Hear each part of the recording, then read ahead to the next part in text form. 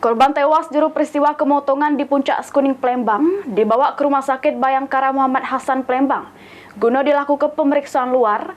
Korban tewas akibat luka tunu di sekujur badan serta terhirup karbon dioksida.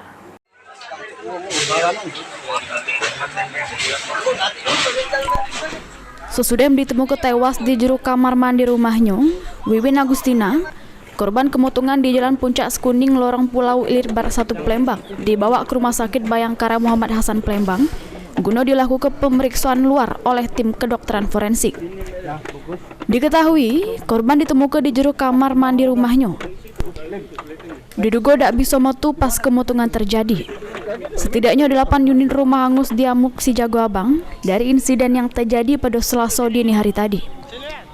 Hasil pemeriksaan dokter, korban tewas akibat luka tunu di sekujur badan serta terhirup karbon dioksida pas peristiwa kemotongan terjadi.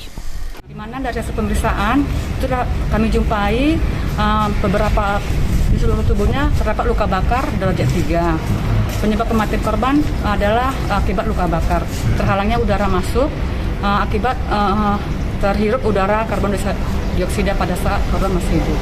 Untuk luka bakarnya sekujur tubuh dokter atau seperti apa? Iya, setelah hasil pemeriksaan yang kami lakukan, kami mendapatkan luka bakar dari seluruh tubuh, dari kepala, anggota gerak atas, kanan kiri, anggota gerak bawah, kanan kiri, juga di bagian leher, dada dan abdomen. Salah sikok bujang disabilitas 14 tahun berinisial A diaman ke polisi karena diduga jadi penyebab terjadinya kemotongan.